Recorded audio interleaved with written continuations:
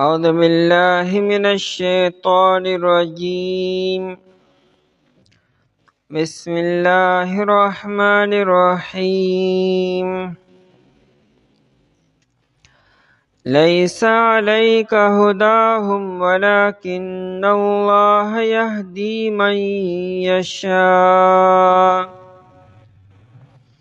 وما تنفقوا من خير فلأنفسكم وما تنفقون إلا ابتغاء وجه الله وما تنفقوا من خير يوفى إليكم وأنتم لا تظلمون. ليس عليك نشته دې ستا په ذمه باندې هداهم هدایت د دوی ولكن الله يهدي لیکن الله تعالی هدایت کوي من یشاء چاته چې وغواړي وما تنفقوا او هغه چې خرج کوي تاسو من خیر د مالنا فلأنفسکم پس د پاره د نفسونو ستاسو دی وما تنفقون او تاسو نه خرج کوئ الا ابتغاء مگر د پاره د لټولو وجه الله د رضامندۍ د الله تعالی وما تنفقوا او هغه چې خرج کوئ تاسو من خیر د مالنا یوفى الیکم پورا به درکولی شي تاسو ته وانتم لا تظلمون او حال دا دی چې تاسو سره به ظلم نشي کېدلی. په آیت مبارکه کې د صدقې او د خیرات ورکولو باره کې درې خبرې ارشاد فرمایي. لومړنۍ خبره دا ده چې دا تاسو کوم مال لګوئ که فرض دی که واجب دی او که نفلي دی دا ګوره د خپل ځان دپاره لګوئ فایده به هم تاسو ته رسیږي په آخرت کې به پوره اجر هم تاسو ته میلاویږي. دویمه خبره دا کی چې دا مال لګول دی صرف او صرف د الله تعالی د رضا دپاره وي نور بل هیڅ قسمه مقصد دی مخې ته رانشي د الله د رضا او د الله د خوشنودۍ دپاره مال لګول پکار دی. درېیمه خبره دا ده چې دا تاسو څومره مال د الله په لاره کې لګوئ نو دا یره مه ساتئ چې الله به تاسو له کمې یعنې کم اجر درکړي نه الله پاک به تاسو له پوره اجر درکړي زیاتی به در سره نه کړي کمې به پکې نه کړي ظلم او زیاتی به الله تعالی نه کړي. آیت مبارکه په دې موقع باندې نازل شو چې نبی علیہ السلام او صحابه کرام رضی الله عنهم با مشرکانو او کافرانو سر مدد بنکو شروع کی او په دې نیت باندې چې کېدی شي دی په دې طریقې سر ایمان نوړي چې یو کافر یو غریب دی او تنگ دسته دی هغه به د مسلمانانو نه د نبی علیه السلام نه څه وغوښتلو نو دی به ورله نه ورکولو او صرف په دې نیت باندې چې کېدی شي دی مجبوره شو ایمان نوړي په دې طریقې سره بیا ورسره مدد او نصرت کو نو الله تعالی د آیت مبارکه نازل کو. ابن عباس رضی الله تعالی عنہ وی کان یأمرنا الا نتصدق الا علی اهل الاسلام. نبی علیہ السلام به مونږ ته حکم کو چې صدقه او خیرات صرف او صرف مسلمانانو له ورکوئ، کافرانو له مشرکانو له مه ورکوئ چې دی مجبوره شي او ایمان نه وړي.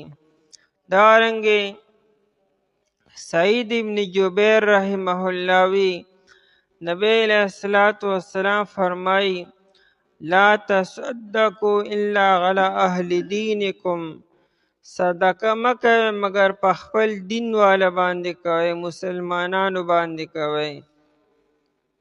الله تعالی د آیت مبارکه نازل کو چې نه هدایت دا د الله تعالی په لاس کې دی. الله تعالی چې چاله غواړي هدایت به ورته ورکړي. تاسو په دې نیت باندې هغې سره مدد مه منې کوئ چې دی ایمان راوړي. هدایت د الله تعالی په قبضه قدرت کې دی.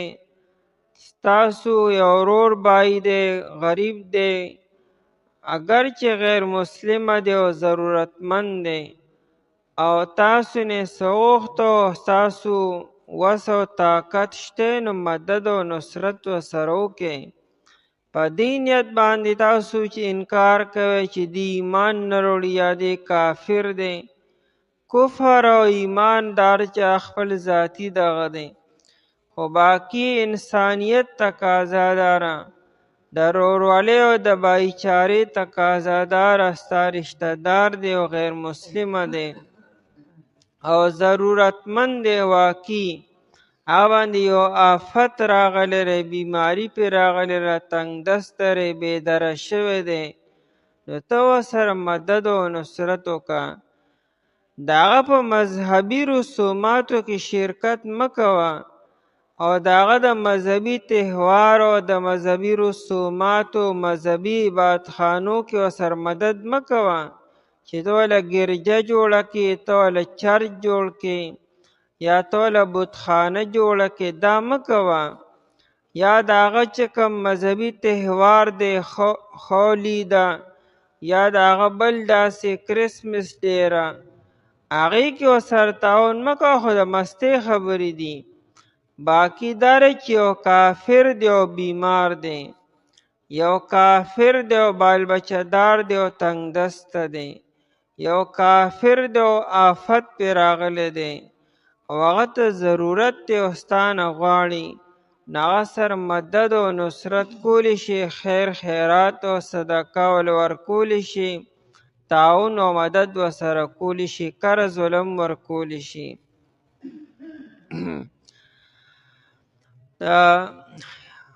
عمر رضی اللہ تعالی عنہ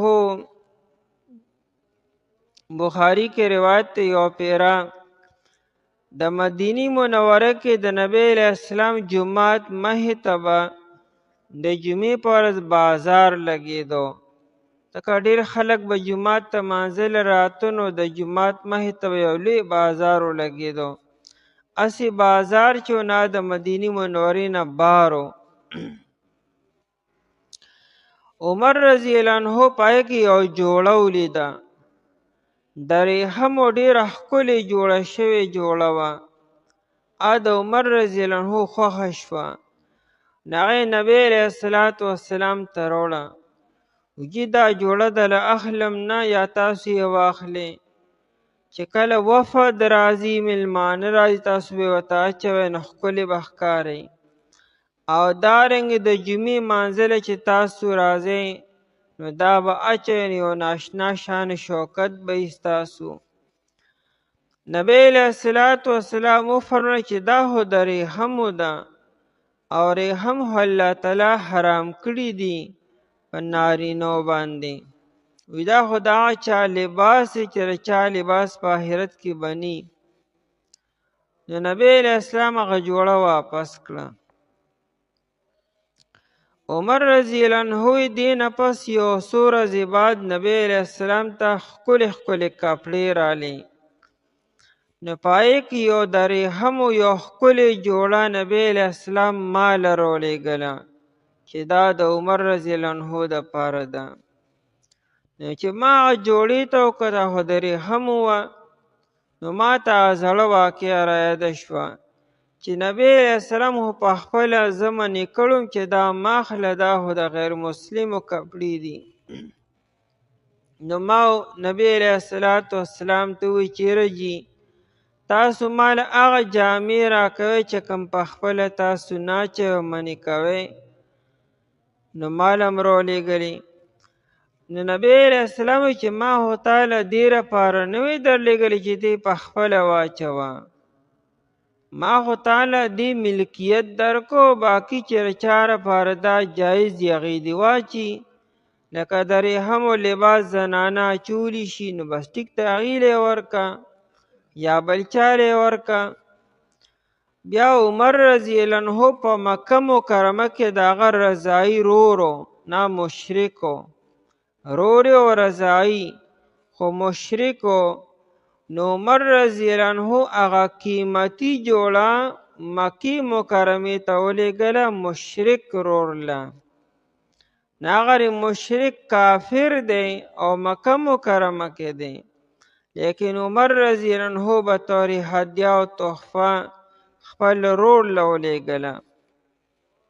د دې نه بعد بیا صحابو خپلو خپلوانو سره که به کافرانو که مشرکانو هغې سره به یې تعاون کو، مدد به بیا کو.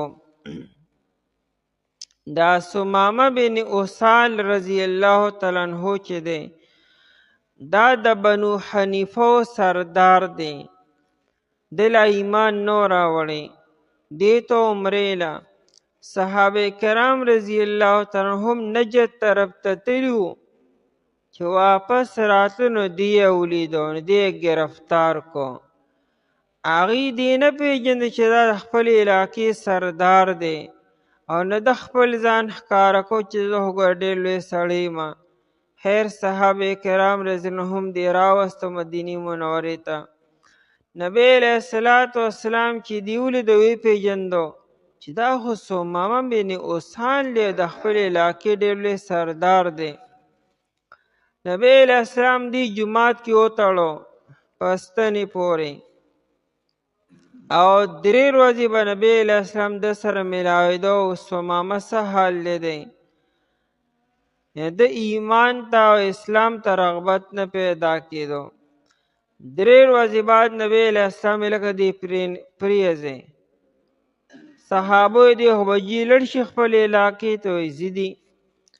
دې بار ووتو، یو باغ ته لاړو، باغ کې غسل وکړو، ښکلې پاکې صفا جامې واچولې او راغی د نبی علیه السلام مخې ته یې دا ووایي چې ما وجه ابغض الی من وجهک، وی تر دې ساعته پورې ستا د چهرې نه زیاته مبغوضه چهره او مخ ماته بله نه وه. وما دین ابغض الی من دینک، او ستا د دین نه علاوه بل دین ماته زیات مبغوض نو.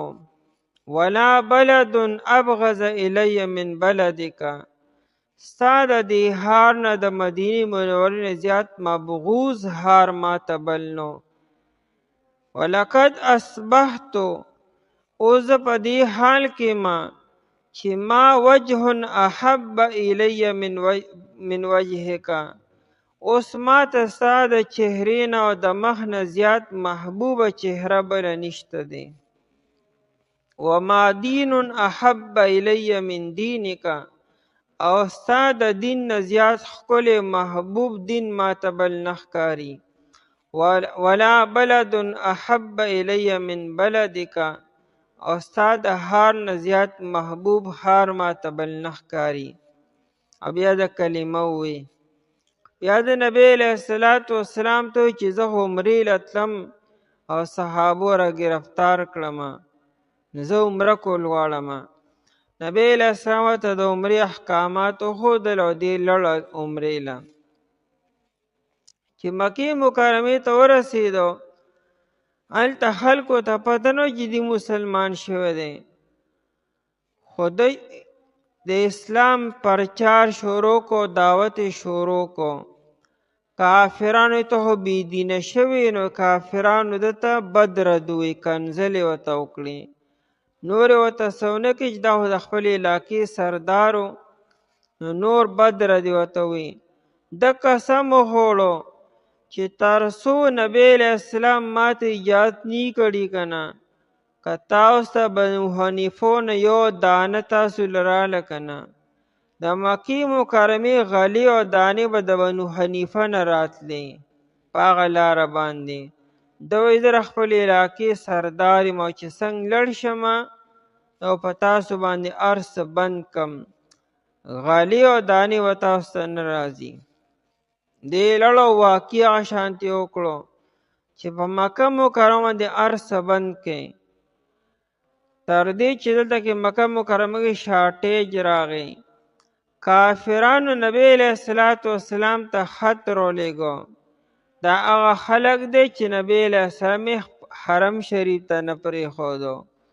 ورته خط لیږي چې یاره ثمامه بن اسال مسلمان شوی دی او موږ باندې غلې بندي کړي دي، نو ته د انسانیت تعلیم ورکې، د انسانیت تقاضا دا ده چې موږ باندې دا غلې کولو شي.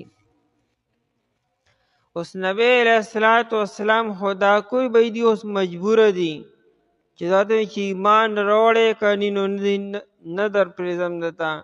لیکن نبی علیه السلام ثمامه بن اسال ته خط ولېږه چې ثمامه چې مخکې څنګه غلې تلې هغه شان اوس هم لېږه. ایمان دی راوړي یا نه راوړي دا خو د الله تعالی خوښه ده، دی خوښه ده. لیکن په دې وجه موږ څوک بلیک میل کولی نه شو چې ایمان به راوړي، مجبوري ده نو خامخا. نو آیت کې دا بیان دی چې ای حبیبه د دې دا هدایت ستا په قبضه او قدرت کې نه دی. که ته دې باندې خوراک بند کړي، اوبه پې بندې کړي، دوایانې پې بندې کړي، محاصره یې وکړي، نو په دې باندې خو ته دې ایمان ته نشي راوستی. د ایمان تعلق خوړه سره دی. ثمامه بن اسال خو تا 3 ورځې تړلو، نو تا ولې ایمان په زړه کې واچو؟ خو چې ما وغوښتل الله تعالی وي نو ما ولې ایمان په زړه کې واچو. ایمان په زبردستۍ باندې نه کیږي او نه کفر په زبردستۍ باندې کیږي. ته به چاله په خوله باندې کلمه ووایې، په خوله به تېره کفر کلمه وباسي، اعتبار خوړل لره دی. زړه ته چې څو پورې ایمان نه دی کوز شوي دا ایمان نه دی. لیس علیک هداهم، قرآن نشته دی ستا په ذمه باندې ای حبیبه، هداهم هدایت د دی نیغې لارې ته راوستل د ستا په ذمه نه دي، یعنې لا یجب په تا باندې دا واجب نه دي. د هدایت 2 معنی دي. یو معنی چاته نیغه لاره ښودلو، راسته دکانه، دا د پیغمبر کار دی. پیغمبر خلکو ته نیغه لاره ښیي. یو دی چې په نیغه لاره باندې روانولو او مقصد ته رسولو، دا د پیغمبر ذمه داري نه، دا د الله تعالی بیا کار دی، د الله تعالی په قبضه قدرت کې ده. کم دی کې چې نبی علیه السلام ته قرآن کې وویلی شي که نه چې ستا په ذمه هدایت نشته یا ته هدایت نشي کولی، د دې مطلب دا دی چې ته منزل مقصود ته یو سړی نشي رسولی، په نیغه لارې ته روانولی نشي او نه مقصد ته رسولی شي، ځکه دا کار ستا په ذمه دی نه نو. او چې کم دی کې قرآن کې دا راځي چې حبیبه ته هدایت کې خلکو ته، نو مطلب دا چې ته خلکو ته نیغه لاره ښیې. دلته دا لیس علیک هداهم مطلب دا دی چې ته خلکو ته نیغه لاره ښودلی شي، تبلیغ خو کولی شي، خو په نیغه لاره باندې روانولو او بیا مقصد ته رسول دا ای حبیبه ستا په ذمه نه دي او نه ستا په وس کې او ستا په طاقت کې دي. لیس علیک هداهم، نشته د ستا په ذمه باندې هداهم هدایت د دي یعنی نیغه لاره ښودل په نیغه لاره باندې راوستل د دي بلکې ته صرف نیغه لاره ښودلی شي خلک پې روانولم نشي او مقصد ته رسولم نشي ځکه چې ستا کار ان انت الا بشیر و نذیر ته صرف یره ورکې او خوشخبرۍ ورکې خلکو ته ولکن الله یهدی لیکن الله تعالی چې دی یهدی هدایت کوي من یشاء چاله چې وغواړي ام حبیبه رضی الله تعالی عنها د نبی علیہ السلام بیبي ده د دې نوم رمله ام حبیبه باندې مشهور دی دا د ابو سفیان لور ده او د نبی علیہ السلام په نکاح کې وه ابو سفیان لا مسلمان شوی نو د فتح مکې نه مخکې دی راغی نبی علیہ السلام سره ملاقات کو خو نبی علیہ السلام سره ملاقات ونه کو نو دی د خپلې لور کور ته راغی نو ام حبیبی رضی الله عنها د نبی علیہ السلام نه تپوس وکړو د خپل پلار سره ښه سلوک کولی شم او که نه خو مشرک دی نبی علیہ السلام او تو سره احسان کوه ښه سلوک کوه سره د انسانیت تقاضا دا ده نه هغه نبی علیہ السلام خپل بیبي دا نه وي چې نه نو سره دعا سلام وکړي نه دا او نه دا یو کافر دی یو غیر مسلمه دی که هر څوک دی د انسانیت او د بایچارې تقاضاداره چې دغه مدد او نصرت کولی شي که اجرا محتاجه او ضرورتمند دی ولکن الله لیکن الله تعالی چې د یهدي هدایت کوي من یشاء چاله چې وغواړي وما تنفقوا من خیر او هغه چې خرج کوئ تاسو من خیر د مال نه خیر چې په قرآن کې کم ځای کې ذکر شي مراد ترې مال وي من خیر نکرې روړه هر څومره مال چې تاسو لګو دا خیر بهتر سیز ته وي مال چې دا بهتر سیز دی قرآن کریم دو سیزونه داسې دي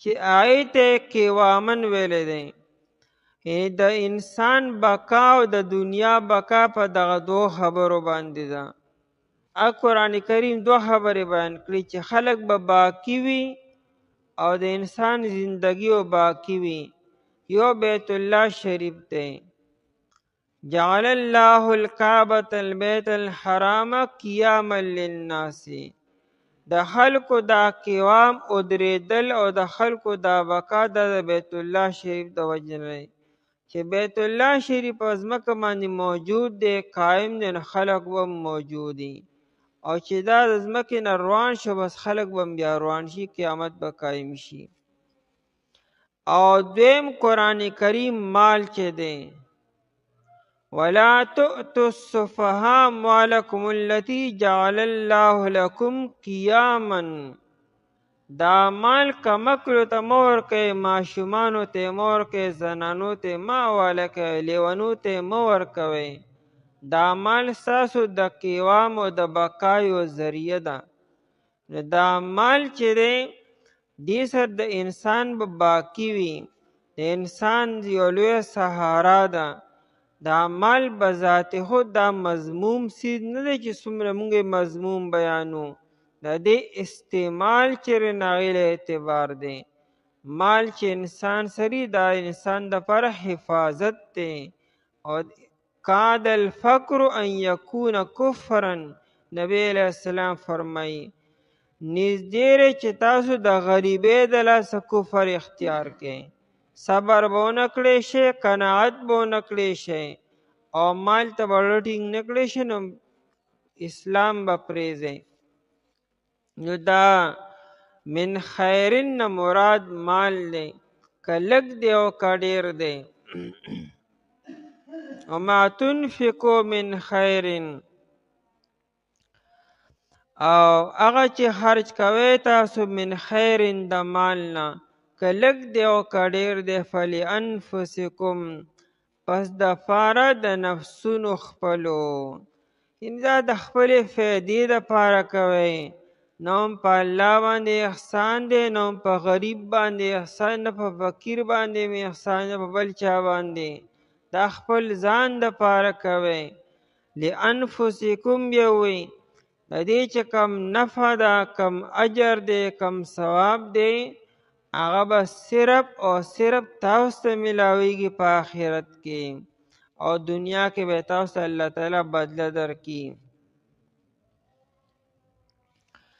وما تنفقون او تاسو نه خرج کوئ، دا ما نافیه دی، تاسو نه خرج کوئ الا ابتغاء مگر د پاره د لټولو وجه الله د رضامندۍ د الله تعالی.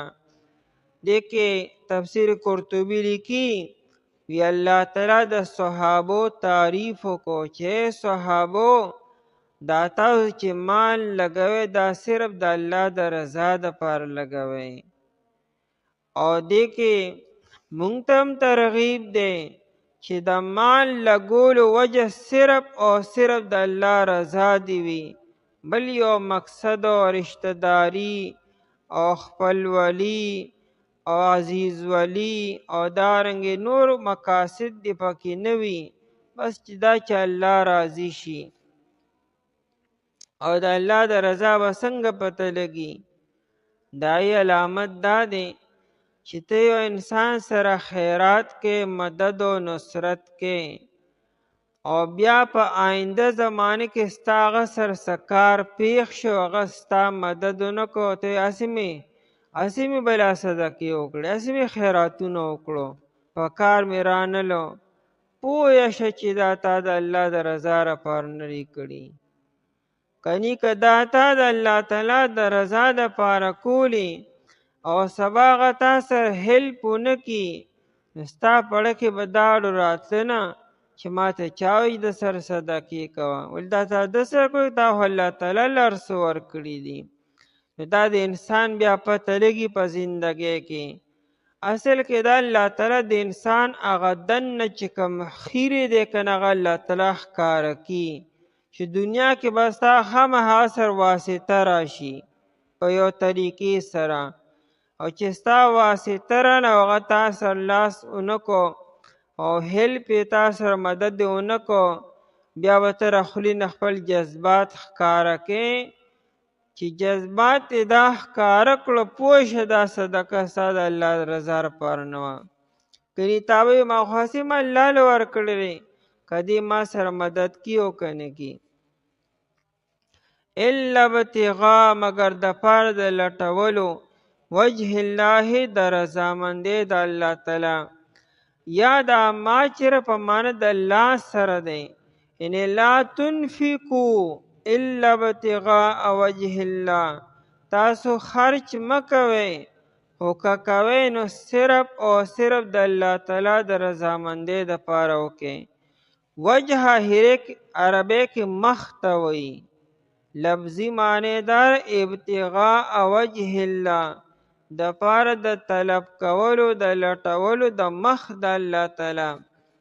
نو دا محاوره ده، ته پلانکي زما مخ ته ونه کتلو، خلک وایي ستا د مخه مې دا کار وکړو، نو مطلب یې څه دی؟ یعنې ستا د عزت د وجې نه او ستا د مرتبې د وجې نه او ستا د شرف د وجې نه دا کار ما وکړو، او مراد دا چې ستا مخ ته مې وکتل، یعنې ستا اړه ته مې وکړه چې ته رانه خوشحاله شي او راضي شي، نو لازمي معنا ورسره رضامندي ده او خوشحالي ده. ابتغاء وجه الله، د الله تعالی د مخ دپاره، یعنې د الله تعالی د خوشنودۍ او د الله تعالی د رضامندۍ دپاره. قیامت پر به اعمال ولې تللي کېږي؟ قیامت به ګنتي نشته چې شماري به، یعنې دا نه چې کنه شماري به چې 1 2 3 دا نشته، تللي کېږي به. او هغه تله کې به الله تعالی بیا اخلاص ګوري چې په دې عمل کې اخلاص څونه او زما دپاره څونه شوی دی. د هر عمل قدر و قیمت چې وزن دا به د اخلاص په طریقې سره وي چې څونه پای کې اخلاص و دومره به عمل وزني به وي، دروند به وي ډېر زیات. او که عمل په ظاهر کې ډېر غټ دی لیکن اخلاص نشته نو انتهایي سپک به وي. د دې وجې نه د عمل روح چې دا اخلاص او د الله تعالی رضامندي ده. د عمل په شروع کې نیت ټیک پکار دی، د عمل په منځ کې نیت ټیک پکار دی او په آخر کې نیت ټیک پکار دی. دا انما الاعمال بالنیات حدیث چې دی چې د اعمالو دارومدار په نیتونو باندې دی، دا حدیث امام بخاری رحمت الله علیه په خپل کتاب بخاری شریف کې 7 پیرې راوړی دی. 1 پیره نه، 2 پیرې نه، 7 پیرې، او په دواړه جلده کې اړومبی حدیث دا راوړی دی. نو بلا نکتې محدثین بیاني او نکته دا بیاني. امام بخاری رحمت الله علیه وی چې عمل ټیم په ټیم باندې ګوره او نیت ګوره. شروع کې نیت صحیح کا، نو بیا چې عمل کې نو کیدی شي چې ته نیت بیا منځ کې خراب شوي، شیطان پکې خراب کړي، نو بیا عمل ته نیت ته وګوره نیت مې صحیح دی او که نه، نو که صحیح نو بیا صحیح کا. دارنګې بیا چې عمل کې نو بیا کیدی شي شیطان پکې بیا سره راوستی وي، نو بیا لږ نیت ته وګوره نیت ټیک دی او که ټیک نه دی. یعنې نیت نه به غافله کېږي نه، دا عمل اول نه تر اخره پورې نیت به سمول پکاري. که منځ کې پکې شیطان راوسته نو خیر دی، خو چې څنګه ستا توجه وشو چې اوهو نیت خو مې خراب شوی، نو بیا نیت سم کا، نو عمل سم دی.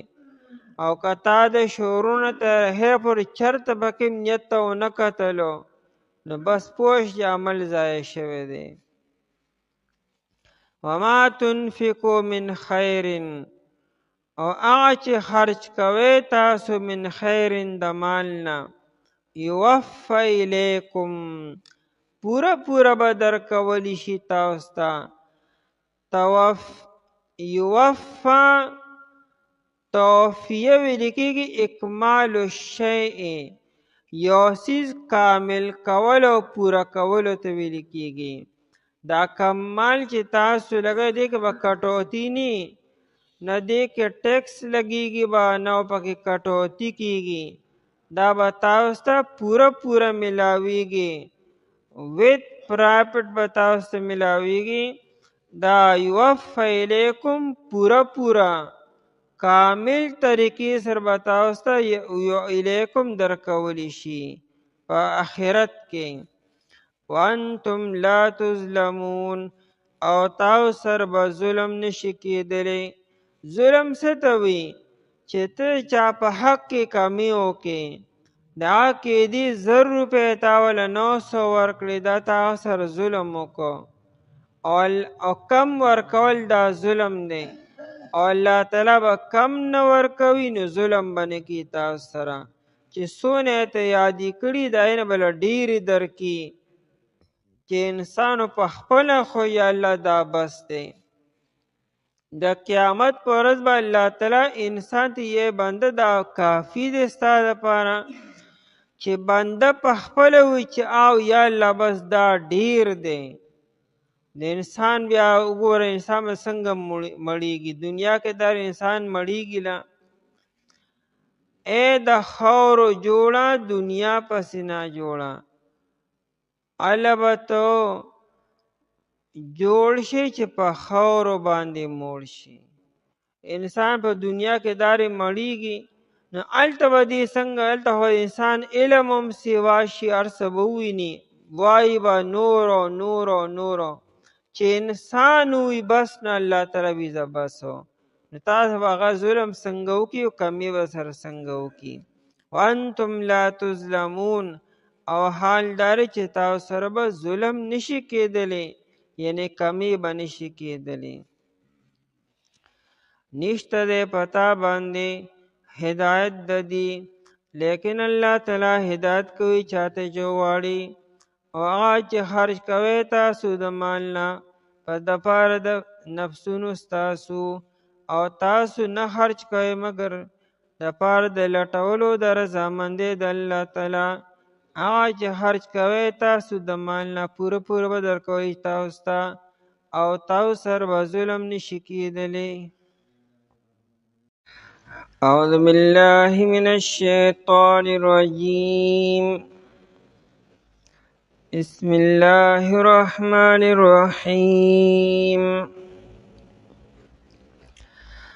للفقراء الذين أحصروا في سبيل الله لا يستطيعون ضربا في الأرض يحسبهم الجاهل أغنياء من التعفف تعرفهم بسيماهم لا يسألون الناس إلحافا وما تنفقوا من خير فإن الله به عليم. للفقراء الذين صدقی د پاره دا کسانو چې فقیران دي، احصروا فی سبیل الله چې دی بند کړی شوي دي په لار د الله تعالی کې، لا یستطیعون ضربا دی طاقت نلري د سفر کولو، فی الارض په ځمکه کې، یحسبهم الجاهل ګمان کوي په دې باندې ناپوهه انسان، اغنیاء د مالدارۍ، من التعفف د وجې د سوال نه کولونه، تعرفهم بسیماهم تب پیجنی دی لرا پنهو د دی سرا، لا یسألون الناس دی سوال نکوي د خلقنا، الحافا پا اصرار سرا، وما تنفقو من خیر او اغا چه خرج کوي تاسو د مالنا، فإن الله به علیم پس بیشک اللہ تعالی چه دے پائے باندې پویا دے. پا آیت مبارکہ کے بیان دے چې صدقی او خیرات د پاره مستحقین سوق دی. مخکې عمومی بیانو چې د الله په لاره کې مال لګوئ، صدقات او خیرات کوئ. دې آیت کې بیان دی چې د صدقو د خیراتونو بهترین مصرف څوک دی. وی هر هغه انسان دی چې هغه د الله تعالی د دین دپاره خپل ځان وقف کړی دی. هغه د دین په خدمت کې، د دین په ترغیب او د دین په دعوت کې لګیا، دین په خورولو کې او د دین په بقا کې. هغه ته ټیم نه ملاویږي چې هغه ځان له د روزګار او د معاش انتظام وکړي. نو تاسو له پکار داري چې باندې خپلې نفقې او صدقې ولګوئ. دا نه چې ګنې هغې یا سستی یا بیکاره دي، یا ګنې هغې کار نشي کولی. کارونه خو هغې کولی شي، لیکن کار ته وزګار نه دي او ټیم ورته نه ملاویږي، ځکه یې خپل ځان د دین دپاره وقف کړی دی. آیت مبارکه اصل کې د اصحاب صفه باره کې نازل شوی دی. د نبی علیه السلام په صحابو کې څه صحابه داسې وو چې هغه غریبانانو د هغې په مدینه منوره کې نه رشته دارۍ وې، نه کورونه وو او نه خاندانونه وو، د یو ځای بل ځای نه راغلي وو. او دی به د نبی علیه السلام په جومات کې پاتې کېدلو. نبی علیه السلام دی لپاره په جومات کې یو سفر جوړ کو چې هغې ته صفه ویلې کېږي، چبوتره ورته وایي. د هغې د لاندې به دی د شپې څملاستلو. دی به د ورځې د نبی علیه السلام نه سبق زده کو چې کومه وحی به راته حدیث مبارکه هغه به یې یادولو او خلکو ته به یې ښودلو. چې کوم وفدونه به رالو نبی علیه السلام به دې ته حواله کړو چې دې ته سبق وښایي د لمونځ وغیره وغیره. او دارنګې نبی علیه السلام به یو لښکر لیږو، د دې نه به یې څه کسان ولېږل هلته. دا تقریبا 300 تر 400 پورې وو. روح المانی لیکلي چې 300 کسانو، یزیدون و ینقصون، کله به سیوا شو کله به کم شو. تفسیر قرطبي لیکي چې تقریبا 400 کسانو.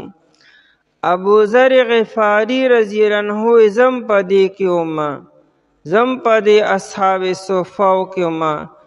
ابو هريره رضی الله تعالی عنه هم په اصحاب صفاو کې دی، بلال رضی الله عنه هم په اصحاب صفاو کې دی. د دې د خوراک او د څښاک هېڅ انتظام نو، ځکه دی به ټوله ورځ په جومات کې د دین د کار دپاره لګیا به و. ماښام به شو، نبی علیه السلام به یو دوه کسان صحابو سره کو ځان سره بوځئ، ځکه د یو سړي خوراک د 2 لپاره کافي کېږي، د 2 کسانو خوراک د 3 دپاره. نو په کور کې هسې هم دونه صحیح چې یو تن پکې ځان سره تاسو برداشت کولی شئ. او چې څومره کسان به پاتې شو نه به نبی علیه السلام ځان سره بوتلو. نبی علیه السلام به کله 10 او کله 12 کسان بوتلو. یو صحابي دی ثابت ابن قیس ابن شماس رضی الله تعالی عنہ، هغه ځان سره 80 کسان بوتلو. 80 کسانو له به هغه خوراک او څښاک انتظام وکړو. نو دا اصحاب صفه چې د دې باره کې د آیت مبارکه نازل شو چې پکار دی چې تاسو خپلې صدقې او خپل خیراتونه په داسې خلکو باندې ولګوئ. په آیت کې دغه خلکو څه صفتونه بیان شوي دي چې هغه لومړنی صفت یې دا دی چې دی خپل ځان د الله د دین دپاره وقف کړی دی. دی چونکې ښه په سوچ او سمج باندې چې نه مونږ به گزاره به کو، لږه تنده به تیرو، لیکن د الله د دین خدمت به کو، به سیک ناسکانه به کو. او دویم علامت دا دی چې دی د چانه سوال نه کی، چانه غواړي نه.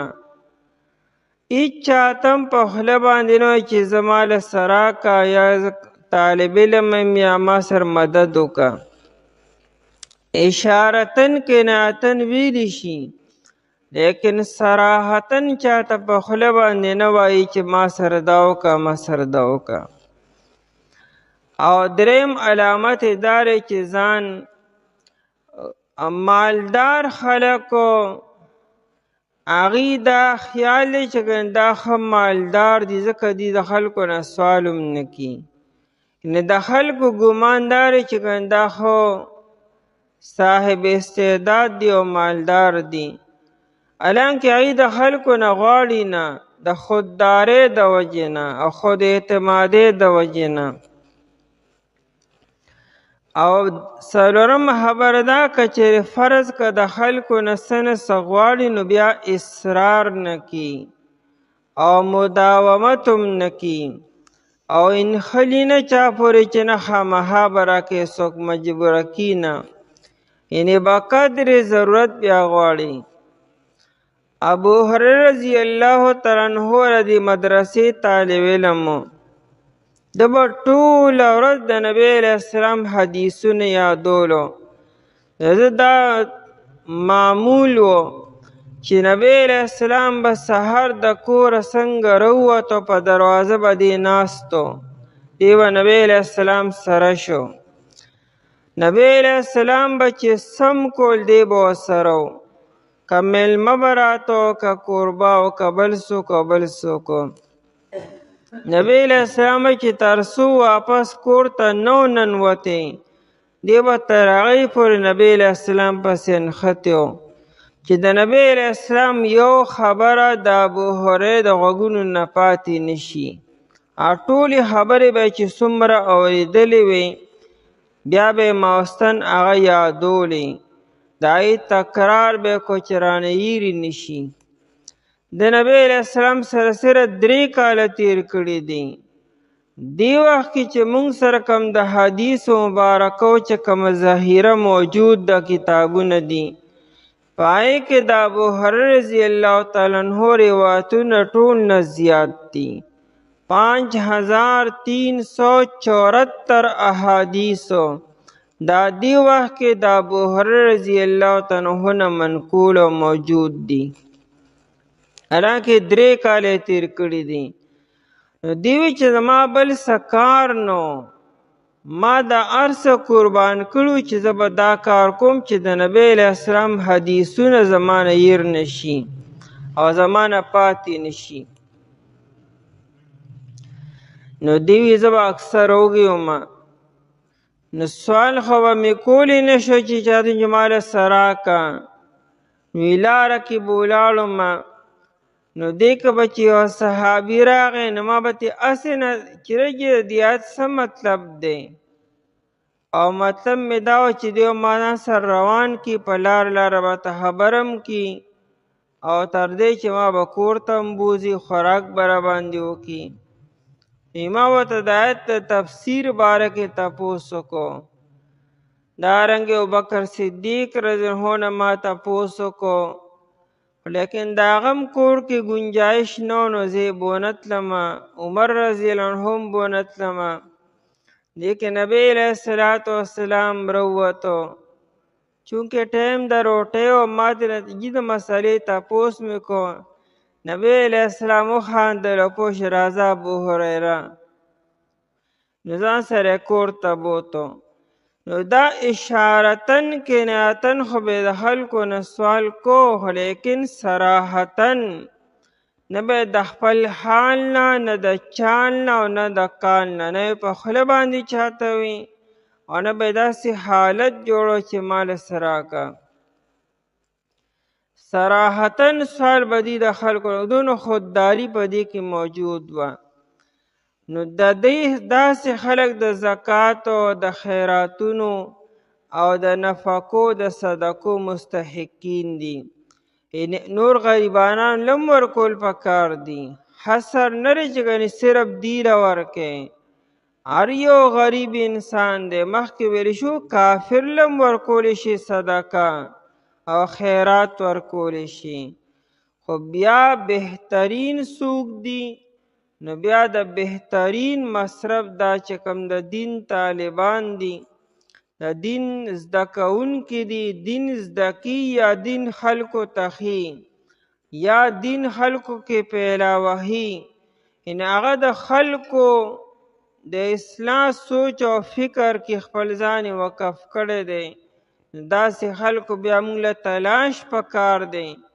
چیرې یو انسان دی د هغه م کور دی د هغه م ضروریات دي د هغه م مسلې دي او هغه خپل ځان 24 ګنټې دین ته وقف کړی دی. نو بیا خلکو له پکار دی چې دغه حاجتونه او دغه ضروریات معلوم کړي او بیا دغه ضرورتونه پوره کړي او ښه په دغه باندې دغه د عزت خیال وساتي او هغه شانتي وکړي. 3 طالبانو حسن بن سفیان و اصحابه باندې مشهور دي. راغلیو د مدرسې سبق زده کول راغلیو. هغه زمانه کې سوال کول مکمل حرامو. چا به هم سوال نه کو، خپلې پیسې به ځان سره انسان نه وړي او هغه به یې لګولې، علم به حاصلو. دې سره پیسې خلاصې شوې. درېواړو مشوره وکړه چې سبق خو لا پاتې او پیسې خلاصې شوې. نو درېواړو کې خسڼې واچو. نو د حسن بن سفیان په نوم باندې خسڼې راووتو. نو هغه ته وی چې ته خو د خوراک او څښاک انتظام وکړه که د هر ځای نه کې. او دا دواړه مدرسې ته لاړه سبق له. ده سوچ وکړو چې خو سوال کول دي، د خلکو نه به څنګه سوال کوم؟ وی راشه الله نه به سوال وکړم. دروازې بندې کړه او الله تعالی ته متوجه شو، دعاګانې شروع کړې. دغه زمانې بادشاه طولون په خپل محل کې ناست دی، وزیرانو سرداران ورسره ناست دي. طولون ناڅاپه وویل چې زه تنهایي غواړم، تاسو زما نه بار وځئ ټولو.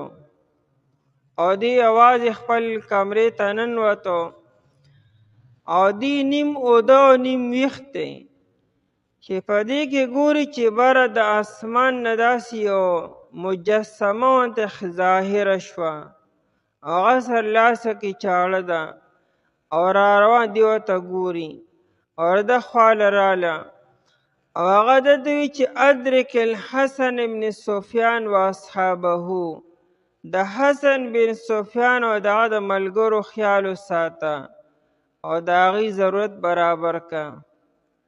دی ګوري حیران دی چې دا څوک دی، څه وایي؟ حسن بن سفیان څوک دی؟ دا څوک دی؟ هغه ده له نږدې راغی او دې ورته نیغ ګوري او ده باندې د چاړي او ګزارو مکو بادشاه باندې چې زه راته یم چې پاسه تله ناست دی. ده فوراً چغې کړې، خلک را دننه شو. وی دغه شانتې چلو شو. شب حسن بن سفیان څوک ته پیدا کې؟ انټیلیجنس او وزیران او فوج ولګېد. شب دا کسان دا څوک دي؟ پوره علاقه کې هیچا پیژندل چې څوک دي. خیر تر دې چې پته وی 3 طالبان دي دغه شان د علم زده کولو له راغلي دي. دروازې وټکوله. حسن بن سفیان رووتو. هغه ټایم کې الله تعالی ته په جړا باندې و چې ستاسو حسن بن سفیان دی؟ وی دغه شان هغه سره خوراکونه ورسره راوړي دي چې بادشاه دغه شان محل کې ناست او دغه شان خوب یې ولید او دغه طریقې کار وشو. دا خو وقتي طور خوراکونه هر څه دي، پیسې دا والی او باقی بادشاه چې لږ څنګه ښه شي نو پخپله به راځي او باقي هر څه به کیږي. خیر 2 طالبان چې مازدیګر ماښام رالو، ویې کته خوراکونه او پیسې موجود دي. حسن بن سفیان ورته خپله واقعه بیان دا شان چلو شو. دې دروړو دا مشوره وکړه چې اوس به خبر خلکو کې خوره شي چې دا خو ډېر اولیاء کرام دي او دا خو ډېر ناشنا خلک دی چې بادشاه له الله تعالی د اسمان نه تنبیه راولېږله. اوس به دا خلک به راځي، زموږ نه به څوک انټرویو اخلي، څوک به څه کي څوک به څه کي، زموږ نه به سبق بیا پاتې شي. موږ راغلي سبق لرو، دې خبرو له خو نه یو راغلي.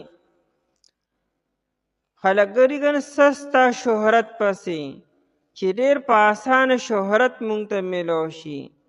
داسې خلک بیا د شهرت نه لرې تښتي چې نه موږ نه کار رانه پاتې کېږي. بیا دې دروړو دا مشوره وکړه چې د شپې به د کلي نه وځو د علاقې نه، او دی د شپې په تیاره کې د علاقې نه ووتلو چې بل ځای کې به خپل سبق پوره کو. بادشاه سحر خپل فوج سره او خپل دغه سره راغی چې ویې کتو کمره خالي ده، طالبان نشته. تپوس شو بیګا و سار نشته دی. تحقیق وشو پوره علاقه کې طالبان ملو نشو. بادشاه دا ووی چې ما کمې پیسې ردی رپاره وباسلي دي او کومه نظرانه ما پیش کړې ده، دا خو زه واپس کوم نه، خزانې ته نه لېږم. اوس به زه ردي په نوم باندې مدرسه جوړوم او دا مدرسه به زه جاري ساتم. دا جامع ازهر چې تاسو ښکاري، دا جامع ازهر هم دا دکه بادشاه جوړه کړې ده. د دې زوړ نوم دی جامع ابن طولون. دا طولون بادشاه و.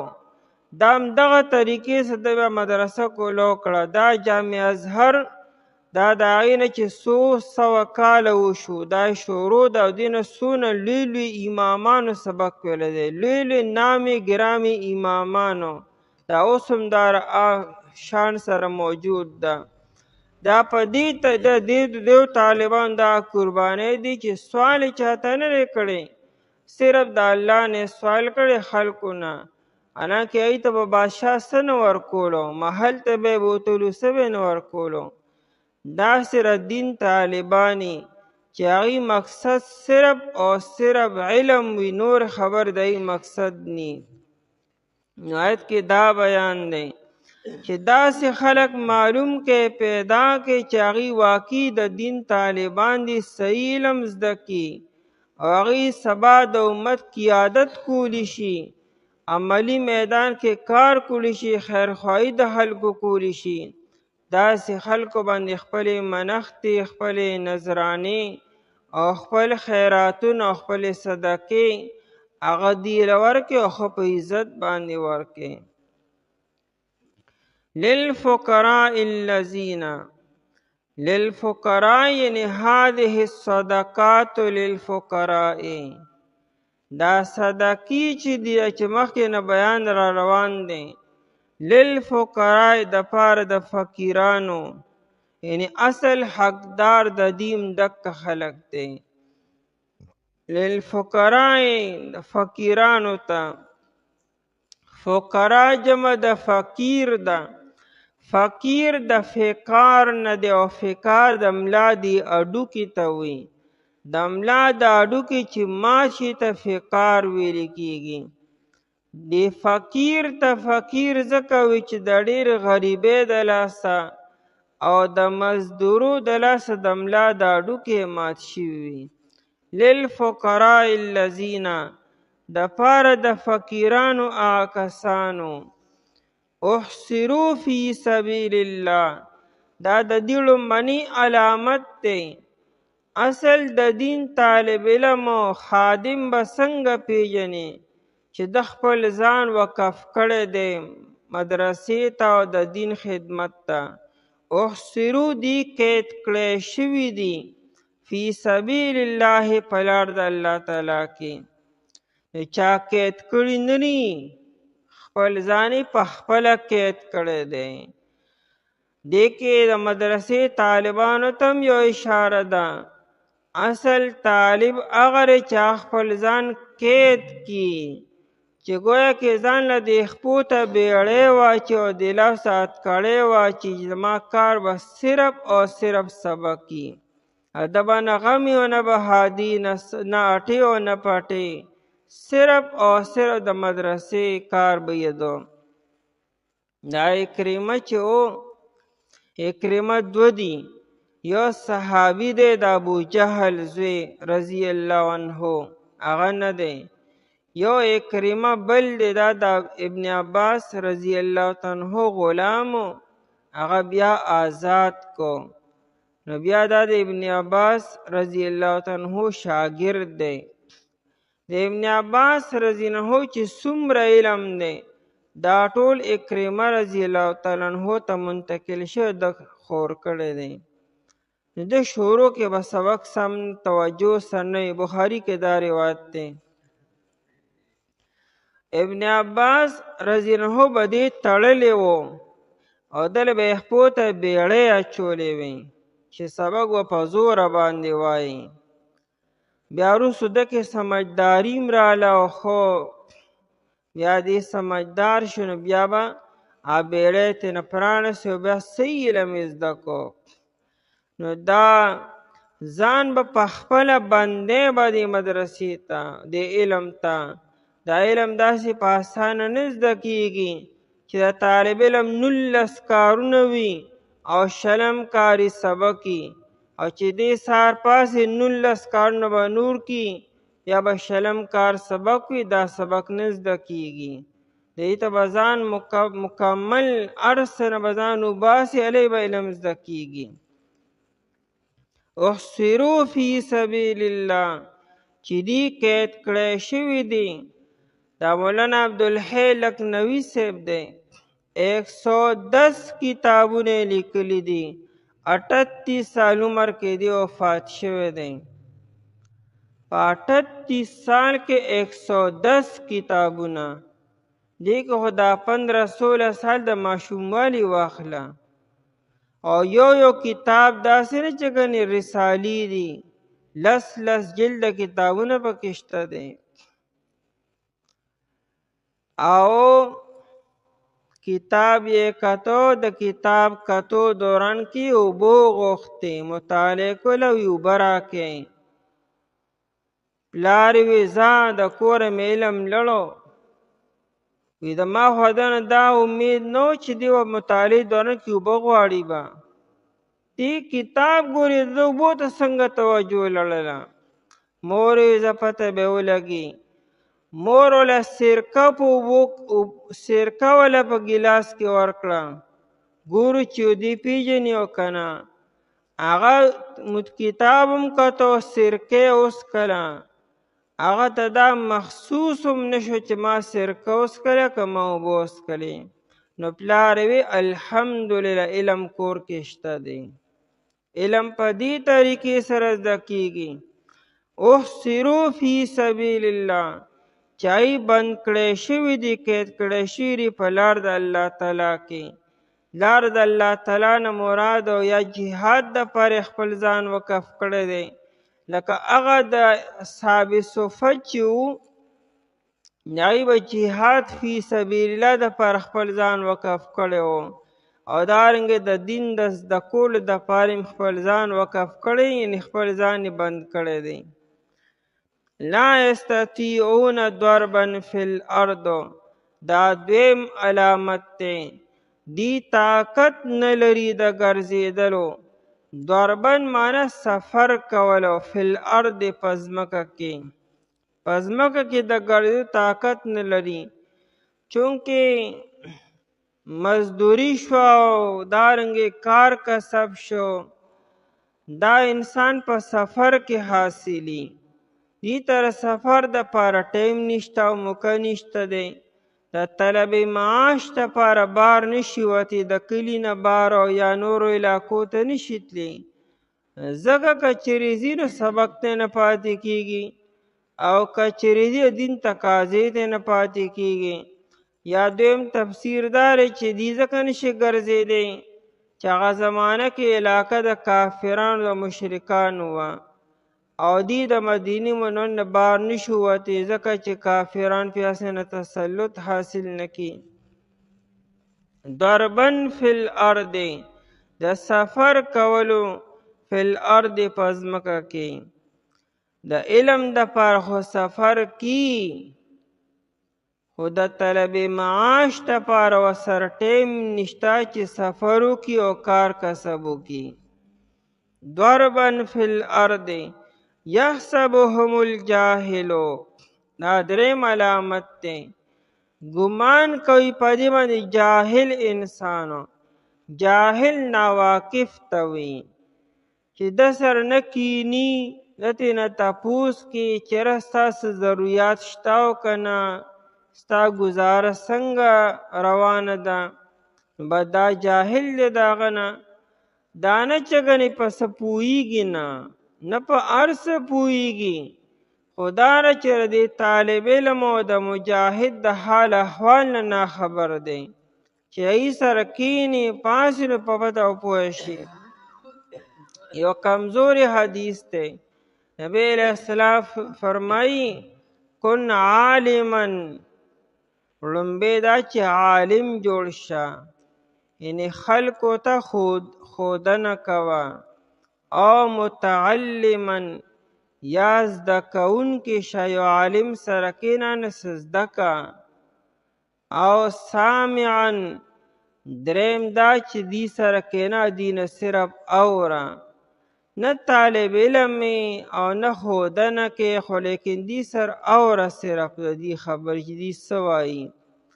څلورم دا چې او خادمنو یاره دی خدمت کوه، دی له چای اوبه وغیره وغیره برابروه، ضروریات برابروه.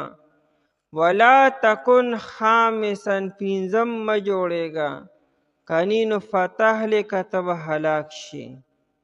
چې ته نه طالب علم نه خادم نه اورې، خو پنځم سعودي سره بغض ساتي که نه، چې دا دی اوزګار یعنې کار کتلی دی، نو دوی پسې بیا به خبرې کوي، لکه به یې نفرت یا بغض به وي، نو ګورې هلاک به شي په دې سره. پنځم مه جوړ کړې نو هلاک به شي.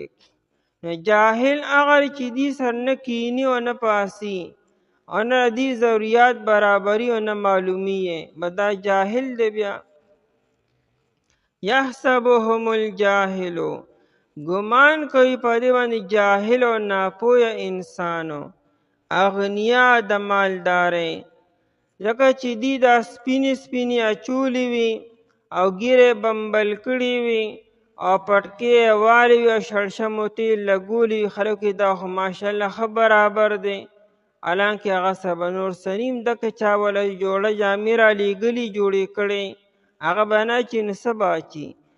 من التعفف او دا ولې مالداره ګمان کې پې، من التعفف د سوال د نه کولو د وجې نه.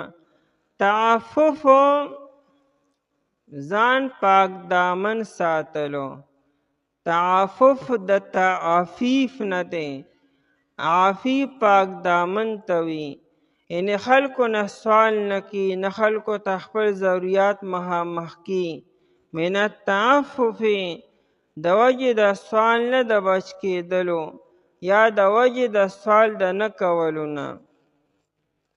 تعرفهم بسیماهم ته به پیژنې دی لره په نحو دی سره، ته په علامتونو سره پیژنې. علامت دغه چې تو ته ګوره چې دې سهار نه تر ماښامه پورې، د ماښام نه تر سهار پورې کتاب ته ناست دی، مدرسه کې دی، ځان یې وقف کړی دی او معیشت هم نشته دی، کار کسب هم نشته او کاروبار هم نشته دی، ضرورت خو د هر چا وي. نو ته به معلوم کړې چې بای دا ضرورتونه یې کم دی نه برابرېږي. که چا ذمه داري اخیستې بیا خو ټیک ده، خو که چا نی اخیستې نو بیا خلکو له پکار چې ضروریات برابر کړي. بسیماهم په نحو دې سره او نښې دام دي چې د ډېرې لوږې د تندې لاس وردي مخونه زیړ شوي وي او شونډې به یې وچې وي. لکه حدیث کې راځي نبی علیه الصلاة والسلام پسې شاته به خلکو مونځ کو. ابو نعیم دا روایت را نقل کړی دی. د سحر په مانځه کې به صحابه را پریوتل د ډېرې لوږې او د تندې د لاسه، تر دې چې منافقانو به دا ګمان کو چې ان هؤلاء مجانین، دا خو جوړ لیوني شو ځکه را پریوتلو، حالانکې لیونتوب نو د لوږې او د تندې لاسه به را پریوتلو. نو دا علامتو چې سی خوړې نري په مخ باندې د لوږې او د تندې آثار دي، دا علامت دی، بس معلوم دی کو ای ضروریات بیا برابر کا. دارنګې ابو هریره رضی الله تعالی عنہ فرمایي په اصحاب صفو کې 80 کسان داسې وو چې لیس لواحد منهم رداء، او یو کسانو کې یو تن سره یو صادر قدرې نو، ځان به د بل په صادر کې را پټ کړی او ناست به و. نو دا علامات دي چې په بدن باندې جامې هم پوره نه دي، پیزار هم په بدن نشته دی، بیا ته برابر که داوله. لا یسألون الناس دی سوال نه کوي د خلکو نه الحافا په اصرار سره، د خلکو نه غواړي نه خلک تنګي نه خلکو پسې ګرځي، د خلکو نه الحاف نه کی. الحاف د لحاف نه دی، لحاف بستري ته وي، دا بستر د انسان نه تو شوي وي. دې د خلکو نه داسې سوال نه کوي چې نه پرېږدم خو دې نه خامخا صبر راکې او ستا نه ګویا کې تاویږي ګیر چاپېر او ته ترې یو خوا مخکې هغه طرف ته راځي. الحافا په اصرار سره لپټ کرو اسې معنا ده د الحافا چاپېره کېدو سره، یعنې ستا نه چاپېره کېږي نه. د دې مطلب دا نه چې ګنې اسې سوال کی خو نه اصرار نه کی. ابن عباس رضی الله تعالی عنہ معنا کی چې نه لا یسألون اصلا د سرړو سوال نه کی. اصرار خو لا ډېره لویه خبره ده، چاته خپله خبره ښکاره کیم نه. وما تنفقو او هغه چې خرج کوئ تاسو من خیر د مال نه، چې څومره تاسو خرج کوئ که په دې باندې یا که بل چا باندې، فإن الله به علیم پس بېشک الله تعالی چې دی په دې باندې علیم خبردار او پوه دی. نبی علیہ السلام فرمای لیس المسکین الذی ترده التمرة والتمرتان، اصل مسکین هغه نه دی چې ته ولې یو کجوره یا دوه کجورې ورکې، یا ته ولې یو نوړی دوه نوړی ورکې، یا ولې یو روپۍ دوه روپۍ ورکې. انما المسکین المتعفف، اصل مسکین هغه دی چې دی مسکین خو چاته خپل غریبي نه ښکاره کي، خپل ځان پاک دامن ساتي، خپل غربت چاته ښکاره کي نه، بس وي الله تعالی مې دا کافي دی. اصل مسکین دکه دی. او بیا نبی علیہ السلام فرمایلو چې اقرؤ ان شئتم که ستاسو خوښه هدایت وګورئ لا یسألون الناس الحافا، دی مسکین او غریبو لیکن خپل غریبي او مسکیني په چا باندې خرڅي او نه چاته ښکاره کي. سوال کله څوک په خوله باندې کی، څوک داسې جامې اچي چې خلکو ته ښکاره کړي چې یاره زه غریب یم، څوک په داسې چال باندې ګرځي چې خلکو ته ښکاره کړي، دا ټول په سوال کې داخل دي. انسان به خپله غریبي پټه ساتي. د صحابو عمره غریبي دی وخت کې دنیا کې اډوشتی نه چا سره. نن هر انسان مالدار دی، صحابه کرام رضی الله عنهم مقابله کې هغوی چرته هم داسې نه دي کړي. انسان داسې ګیله او شکوه هم نه کي په خوله باندې او خلکو ته به ښکاره کیم نه. فإن الله به علیم، پس بېشک الله تعالی چې د پای باندې علیم پوه دی او خبردار دی.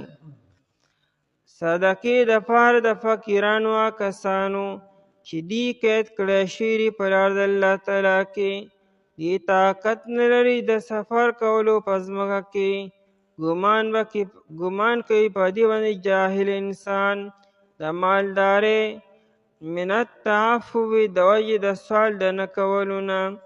ته به پېژنې دې لره په نحوه دې سره دې سوال نه کوي د خلکو نه په اصرار سره هغه چې خرج کوئ تاسو د مال نه، پس بېشکه الله تعالی چې په هغې باندې علیم پوه دی. اعوذ بالله من الشیطان الرجیم. بسم الله الرحمن الرحیم. الذين ينفقون أموالهم بالليل والنهار سرا وعلانية فلهم أجرهم عند ربهم ولا خوف عليهم ولا هم يحزنون.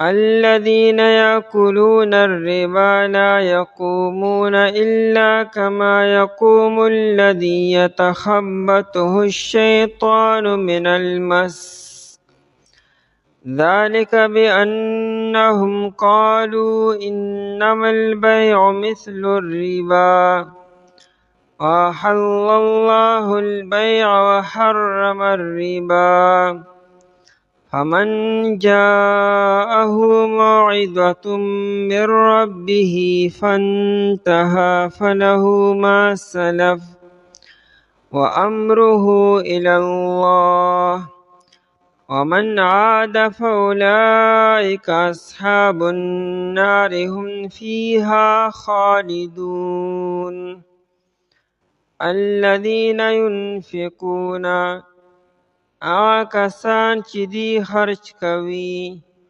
اموالهم مالونه خپل باللیل والنهار د شپې او د ورځې سرا وعلانیة په پټه او په ښکاره فلهم اجرهم پس د دې دپاره اجر د دې دی عند ربهم پنیز د رب د دې ولا خوف علیهم او نه به یې سیره په دې باندې ولا هم یحزنون او نه به دې غمجن کیږي الذین یاکلون الربا کسان چې دی خوري سود لره لا یقومون دی بنه پاسی د قبرونو خپلونه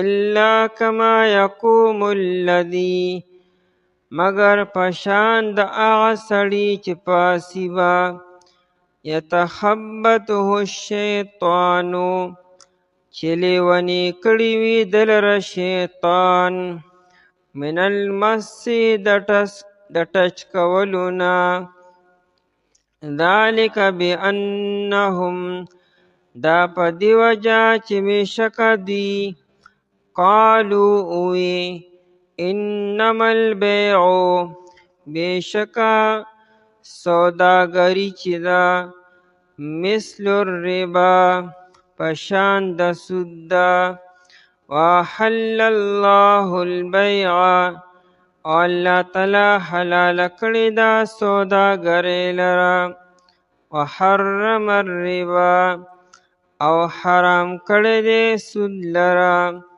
فمن جاءه پس څوک چې راغی هغه ته موعظة من ربه نصیحت د خپل د رب د طرفنا فانتهى پس دی منی شو فله ما سلفا در پارا جایز دی هغه چې تیر شوي دي وامره الی الله او معامله د دو الله تعالی ته سپارل شوې ده ومن عاد او څوک چې واپس شو فاولئک اصحاب النار پس دا کسان چې دی خاوندان د اور دي هم فیها خالدون دی با په دې اور کې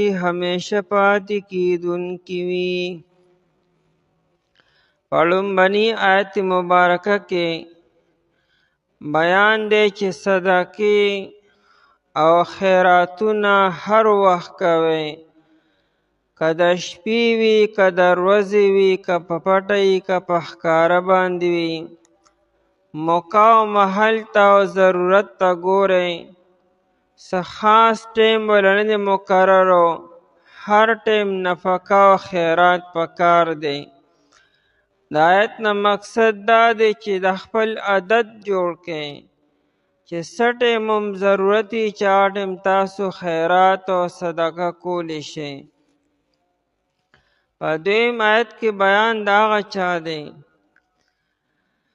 چې څه خلک داسې هم شته چې هغوی خیراتونه او صدقې خو به څه وکړي الټا هغوی د خلکو نه زیات اخلي یعنې هغوی ربا او سود کې نفقه او خیرات او چا سره خیرخواهي نه کوي بلکې د خلکو د مجبورونه غلطه فایده اخلي او داعی مالونه په ناجایز طریقې سره قبضه کوي.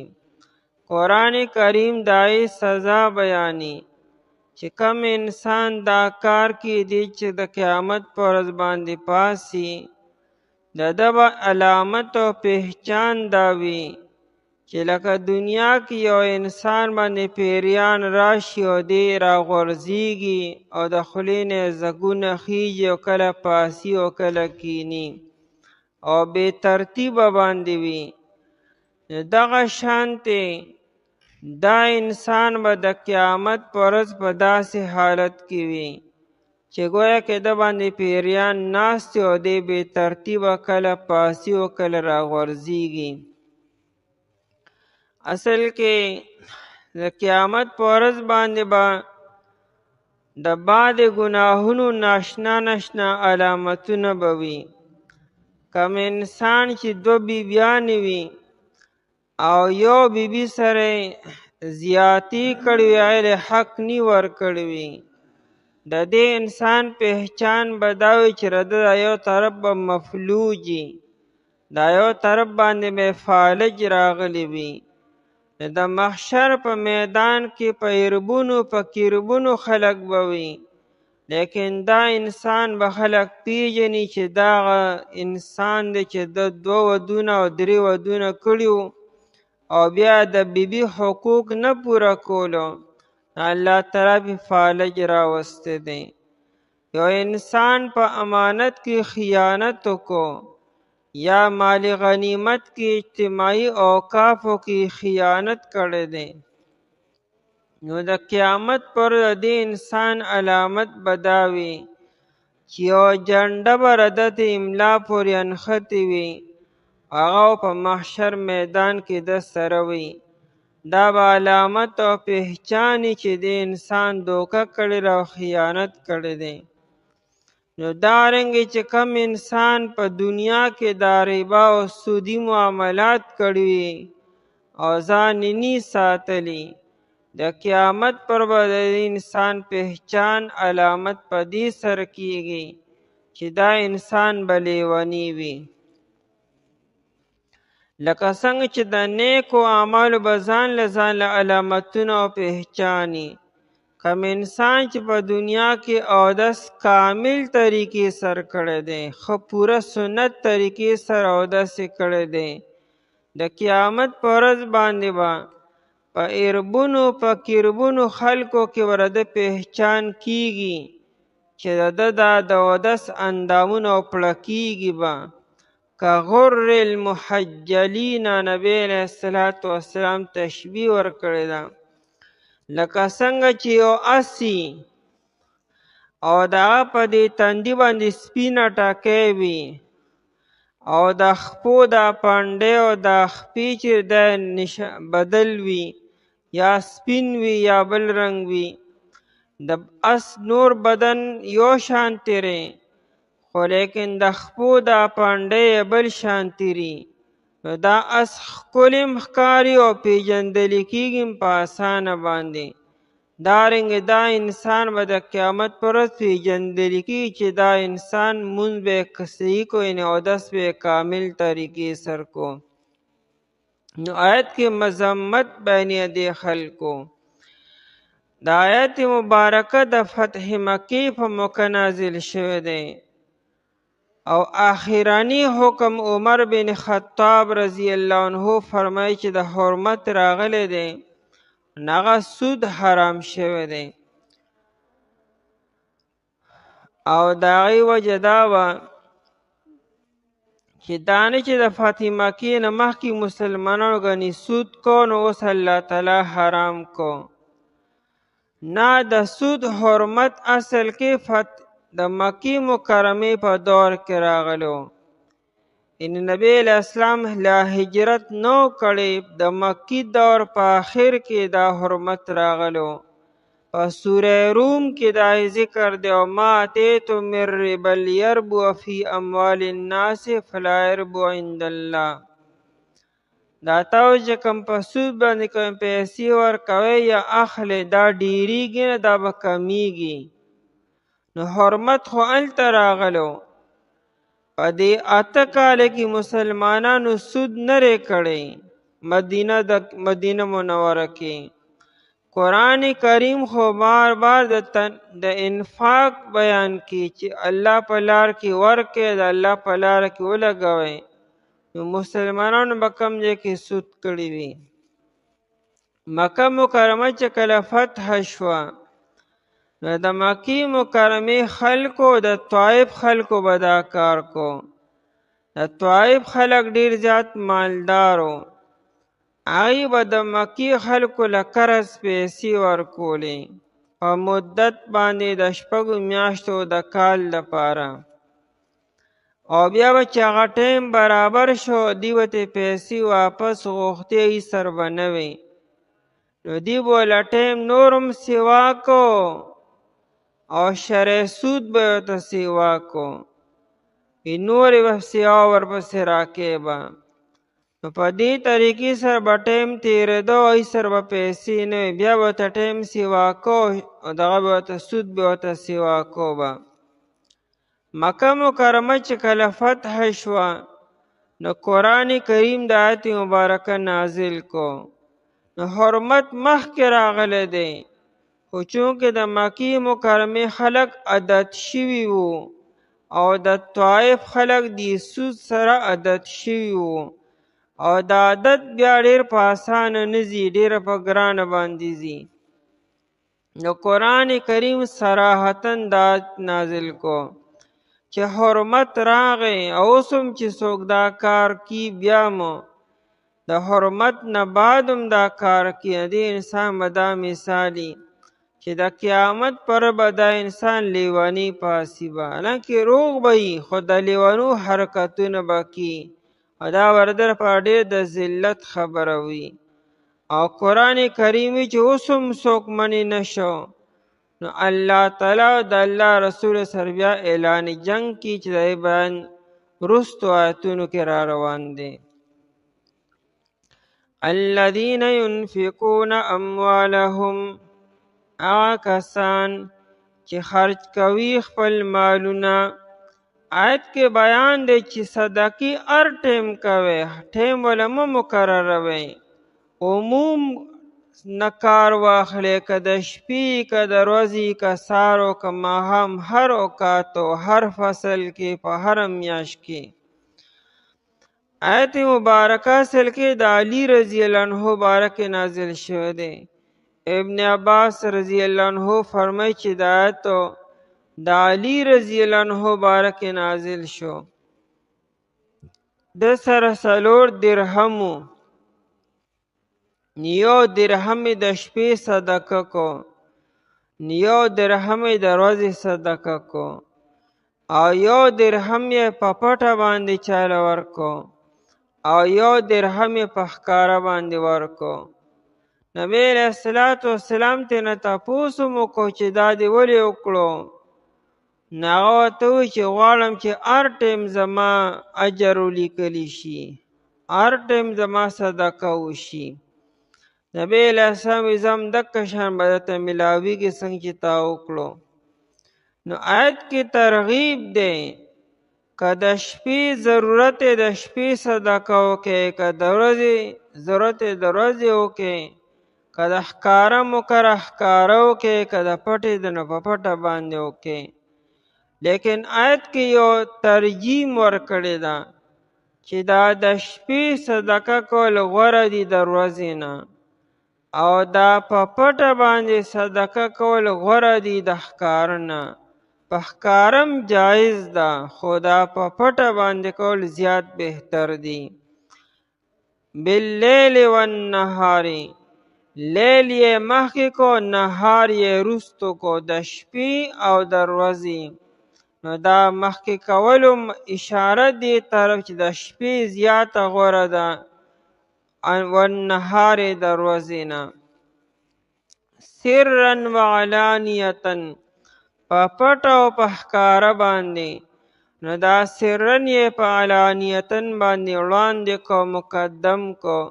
نو دا سرن یعنی په پټه باندې صدقه کول غوره دي، علانیتاً د ښکار نه. نو چې چا داسې وکړو فلهم اجرهم په دې لپاره اجر د دې دی عند ربهم فنیز د رب د دې آخرت کې مو و دنیا کې مو. آخرت کې به الله تعالی 100 ګنا زیات ثواب ورکي او په دنیا کې به الله تعالی مال کې برکت اچي او دغه به ته الله تعالی واپس کی او 100 ګنا زیات به ورته واپس کی به. ابو داود شریف کې روایت دی کم انسان چې صدقه کی دی به الله تعالی د ناکاره مرګ نه ساتي، د خاتمه به ناکاره انداز کې نه کیږي، د ناکار او د بری موت نه به الله تعالی ساتي به. دا صدقه دومره ډېر لوی فضیلت دی. الله تعالی به دې له اجر ورکي ولا خوف علیهم او نه به یې څه یره په دې باندې د آینده باره کې. د خوف تعلق مستقبل سره وي، د آینده باره کې به د سره څه غم او څه یره نه د مرګ په ټیم کې او نه د مرګ نه بعد تر جنت تر داخلېدو پورې. دې بالکل داسې مثال دی لکه یو انسان امتحان ورکړی دی او نتیجه را روانه ده او د سره غم دی او یره چې زه به پاس شم او که نه. دې ته خوف ویل کېږي، د آینده باره کې چې کومه یره وي. ولا هم یحزنون او نه به دې غمجن کېږي. د حزن تعلق ماضي سره وي چې کله دې جنت ته لاړ شي نو دنیا پسې به نی خفه چې دنیا کې مې که دا کړی وي که مې دا کړی وي، ځکه د صدقې او خیراتونه کړي دي. ها کم انسان چې دنیا کې صدقې او خیراتونه نه دي کړي نو دې د مرګ په ټیم کې دا وي لولا اخرتنی الی اجل قریب فاصدق. دا فرشتي ته یا الله تعالی ته یا الله مال مهلت راکې ما لږ واپس کې چې د صدقې او خیراتونه وکړمه. نو د مرګ په ټیم کې دا انسان بیا آرزو تمنا کی چې ما ته مکمل وشي چې زه صدقې او خیراتونه وکړمه، لیکن دې انسان خو هر څه کړي وي نو دې هلته بیا خفه او غمجن ني. الذین یاکلون په دې آیت مبارکه باندې د نفقې او د صدقو او د خیراتونو باب ختم شو. او د دې ځای نه د هغه خلکو بیان کی چې هغوی خو خلکو سره خیرخواهي صدقې او خیراتونه تعاون او حلف خلاصه کې دی خو د خلکو د مجبورۍ نه غلطه فایده لی او الټه د هغې نه راغستل کې او د هغې وینې ځان ته راولي. چونکې په یو ضد سره بل ضد ښه پیژني. ته چې اوبه نه پیژنې نو په اور سره به یې وپیژنې. او بضدها تتبین الاشیاء متضاد څیزونه چې ذکر کې نو دا یو به ښه واضحه شي. ګرم به پیژنې په یخ سره او یخ به پیژنې په ګرم سره. چې تا ګرم نی لیدلی د یخ په صحیح معنا باندې نه پوهېږې، ته ورته ګرم دا ګرم او دا یخ دی. اوس مخکې د نفقو د خیراتونو مثالو او دلته کې د سود مذمت بیانی. نه الذین یاکلون الربا د قرآن کریم یو انداز دی چې کله یو حکم بیانی نو په یا ایها الذین آمنو سره ذکر کی. یا ایها الذین آمنو نو داسې وکړئ داسې وکړئ او داسې وکړئ. او دلته په الذین یاکلون سره شروع کو او په یا ایها الذین آمنو سره شروع نه کو. وجه دا ده چې مسلمانانو چې تسودي معاملات نری کړي په مدني دور کې په مدینه منوره کې صحابه کرام رضی الله عنهم مؤمنانو چرته سودي معاملات نری کړي او دا کار چې چا کو نه کافرانو. او آیت کې یو ترغیب هم دی، یو مذمت هم دی، یو تنبیم ده چې ګوره که په مسلمانانو کې څوک دا کار کوي نو دا ګوره د مسلمانۍ کار نه دی، دا ګوره د کافرانو د مشرکانو کار دی. او چونکه آیت مبارکه د فتح مکی په موقع نازل شوی دی او مکی والا تازه مسلمانان شیو، ناغي ته دا بیان کی چې تر اوسه خو تاسو څه کړي د کفر په حالت کې نو کړي هم دي، خو ګورې د دې نه بعد دا کارونه کوي او ستاسو چې کوم عادت دی نو د عادت به ختم کوي. اوسو الذین یاکلون کسان چې دی خوري الربا سود لره، یاکلون وی انا کې معنا یاخذون دی اخلی، یعنی سودی معاملات کی اخلی.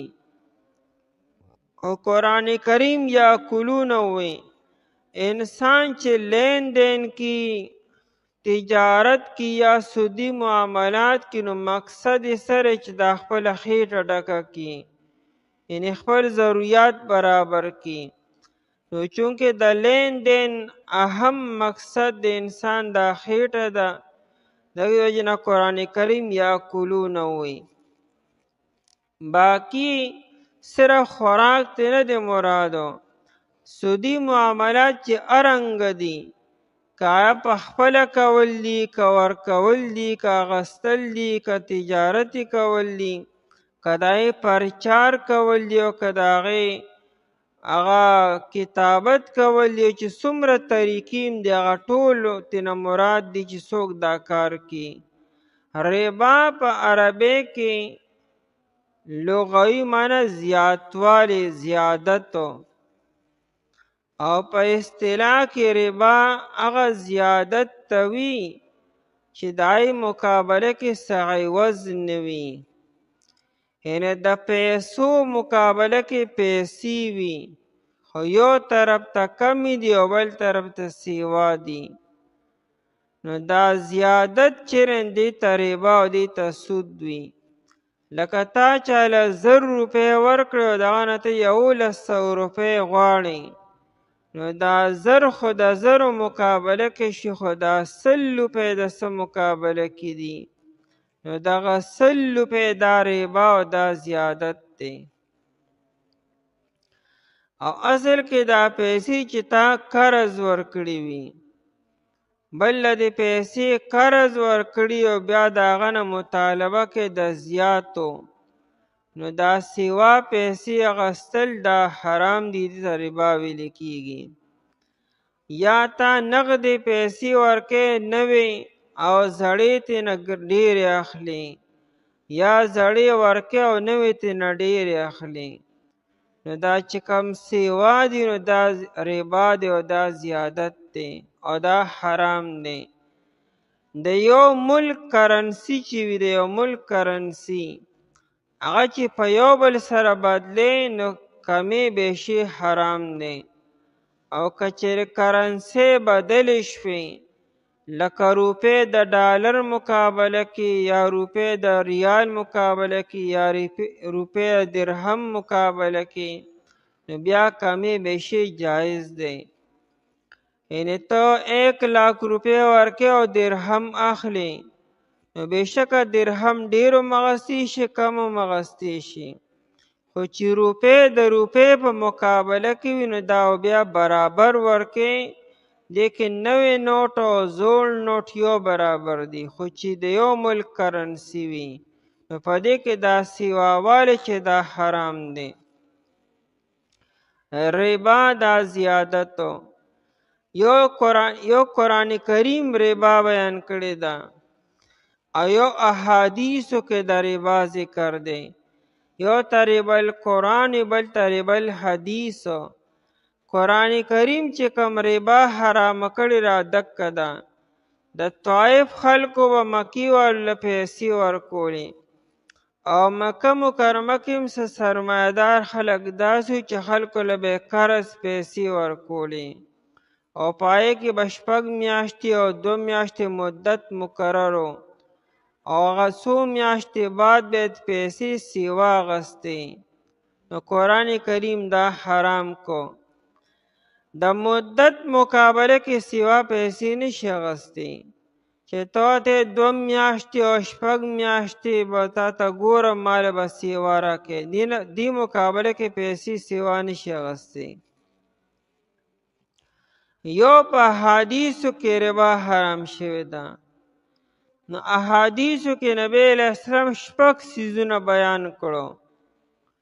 سونا او چاندی بیان کړه، او د دې نه علاوه اوربشې، مالګه، کجورې او غنم یې یاد کړو. دا څیزونه چې کله ته په خپلو کې یو بل سره موازنه کې او خرڅی یې، نو په دې کې کمی بیشي هم حرام دی، او په دې کې نسیه او دارم حرام دی. لکه تا سره 1 من غنم دی او تی د غنمو په بدله کې ورکې اغله، تا سرم غنم دی هغه بل سرم غنم دی او تاسو یې عدل بدل کوئ، نو په دې کې به 2 خبرو خیال ساتئ. یو خو دا چې برابر به وي، دا غنم او هغه غنم به یو برابري. بېشکه دا یو زاړه دی بل نوي دي، دا یو ښکلي دی بل خراب دی، دا یو غټ دی بل نری دی، دا یو سره دی بل سپین دی، خو غنم غنم دی. بسو چې یو بل لی ورکې نو برابر به ورکې به، دا نه چې دا من دی او دغه 1.5 منو، داسې بني. دویم دا چې اودار بني، چې ته وایې 1 من غنم به دله زه نن درکمه، او هغه وایي به تاله 10 ورځې پس بیا دله 1.5 من یا سره پاسه من در کوم یا به من در کومه، نو دا اودارم چې دا ټیک نه دی. او چې جنس دی بدل کو، غنم په مقابله د جوارو کې، جوار په مقابله د اوربشو کې، بیا ربا نه ده، بیا جایز ده. یعنی ته 1 من غنم ورکې 10 من جوار اخلي، بالکل جایز دی، هیڅ خبره نشته دی. دارنګه کجوره ده، نو کجورم ټوله یو ده بیا، نو کجوره د کجوري بدله کې چې ورکې، نو بیا برابري به کې. نبی علیہ السلام ته د خیبر کجوري رالی، د خیبر کجوري مشهورې وي. نبی علیہ السلام تپوس وکړو د خیبر ټولې کجوري دغه شان تیرې وي؟ نه دغه شان خو نه دي، څه بدلې بدلې دي. وایي تاسو څنګه معامله کوئ خپلو کې؟ نو هغوی وایي چې جی موږ 1 سوه ورکو مقابله کې 2 سوه واخلو، 1.5 سوه والو. یعنې دا یو قسم کجوري موږ 1 سوه ورکو، مثال 4 سیره یا 3 سیره، او بل قسم کجوري موږ د هغه نه 4 او 15 سیره واخلو.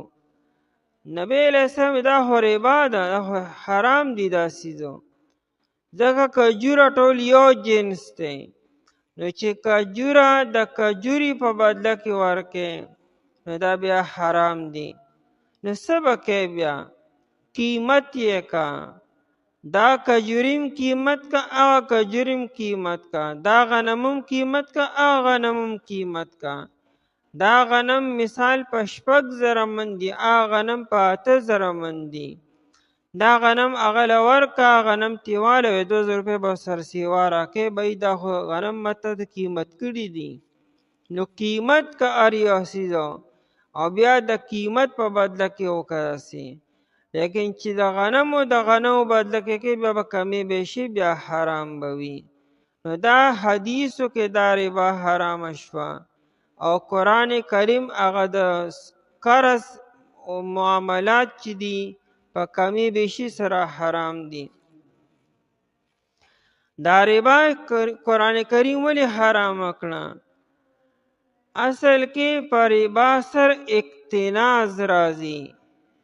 اقتناز ویل کېږي دې ته چې مال د یو څو کسانو لاس له به راشي، مال به صرف سرمایه‌دارو ته راشي. د ربا اصل وجه دا ده چې دې کې غریب تر کېږي، او امیر تر کیږي.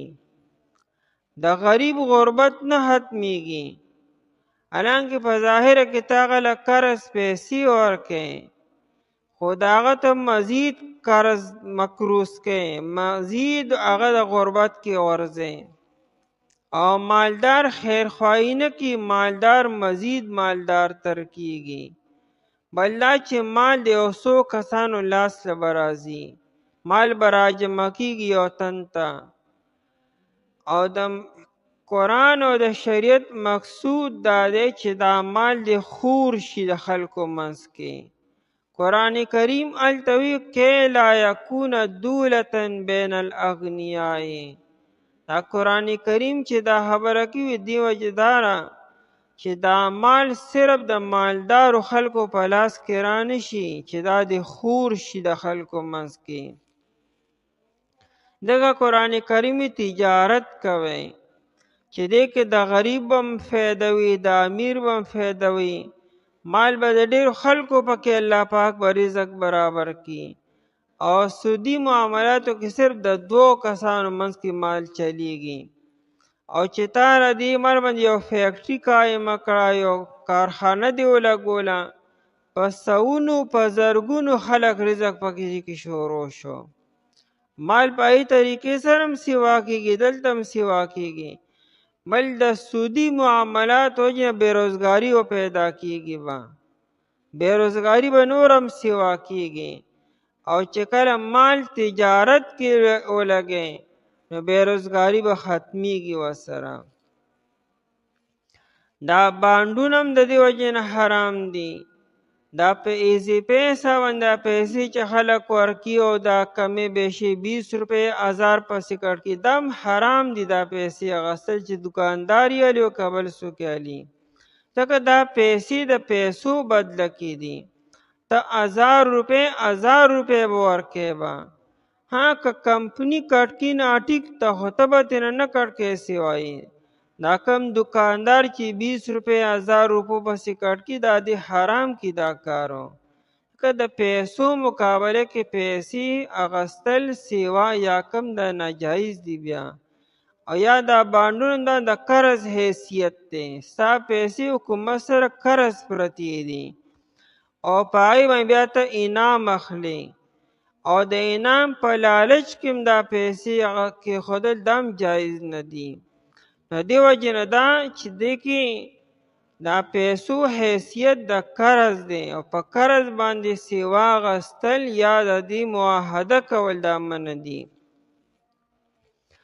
الذین یاکلون الربا، کسان چې دی خوري الربا سود لره، لا یقومون دی بنه پاسیږي د قبرونو خپلونه، الا کما یقوم الذی الا قیاما کما یقوم الذی، مگر پشان د هغه چې پاسی به هغه سړی ودریږي به هغه سړی یتخبطه الشیطانو چې لیونی کړي دلره شیطان. لکه دنیا کې یو سړی باندې شیطان راغلی، جنات پې راغلی دي. دلته کې شیطان نه مراد جنات دي. لکه دنیا کې په یو انسان باندې پیریان کېناستلو او د انسان ناسته په روغ ورځېږي، د خولې نه ځګونه خیږي، لاس او خپې وخي، او دی بیا د پاسېدو کوشش کوي، نو بیا راغورځي، کله دیوال له ورځي، کله اوبو ته غورځي، کله نالۍ ته غورځېږي. دې انسان څه حالت وي؟ دکه شان به د سودخور د قیامت په دکه حالت به وي.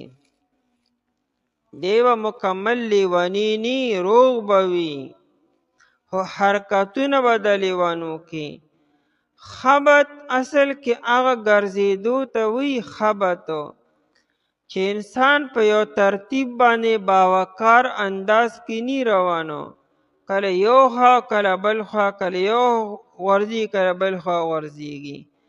من المس د ټچ کولو نه، د مسه کولو نه. مس ویل کېږي چې چا باندې پیریان کینی او هغه غریب لیونی شي. من المس د وجې د ټچ کولو نه او د مسح کولو نه.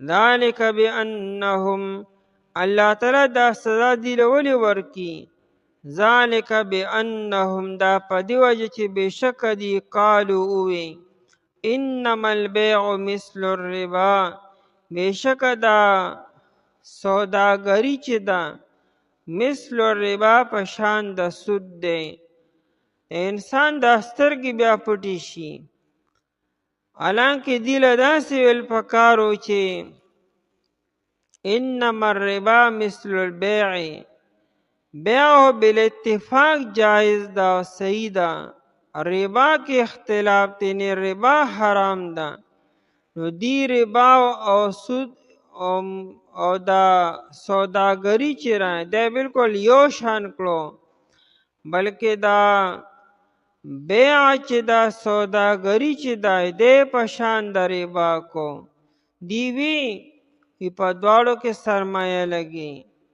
او په دواړو کې نفع مقصودی په دواړو کې تجارت کیږي نو دې کې د حرمت سری څنګه چې ربا حلال ده دارنګې بیا حلال څنګه چې بیا حلال دارنګې ربا هم حلال ده مثل الربا په شان د ربا دی دې ته معکوس وي یعنی دې داسې ویل پکارو چې ان الربا مثل البیع لیکن دی خبر الټه کړه واحل الله البيع او الله تعالی بیع حلال کړی دا وحرم الربا او ربا حرام کړی دا څنګه دواړه یو شان شو یا څنګه دا بیع د ربا په شان شو فمن جاءه پس آسوک چرائی دتا موعظة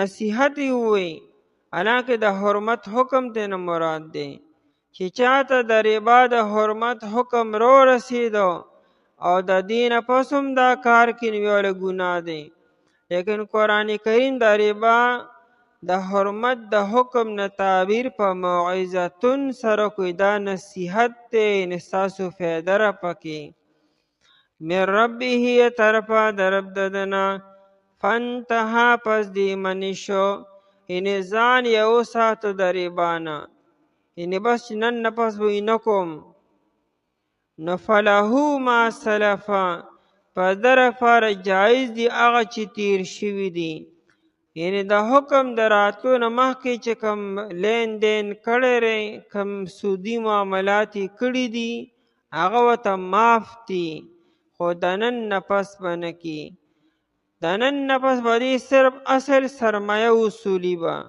هغه سوا پیسې به نه وصولي وامره الی الله او معامله ده الله تعالی ته ده یعنی الله تعالی ته سپارل شوې ده یعنی آیا دې پړه کې منې شوی دی او که نه صرف په ظاهره کې منې شوی دی دغه معامله صرف د ده او د الله تعالی سره ده او من عاد او څوک چې واپس شو یعنی اوس هم چې کوم به اوس هم چې دا ربا به کوم اوس هم چې دا کار به کوم فاولئک اصحاب النار پس دا کسان چې دی خاوندار د اور دی هم فیها خالدون دیو په دې کې همیشه وي آیت کې یو خبره پاتې به انشاءالله سبا کې درس کې کو هغه کسان چې دی خرچ کوي مالونه خپلو د شپې او د ورځې په پټه او په ښکاره باندې په دې لپاره اجر دی په نزد د رب د دي او نه به یې سیره په دې باندې او نه به دې غمجن کېږي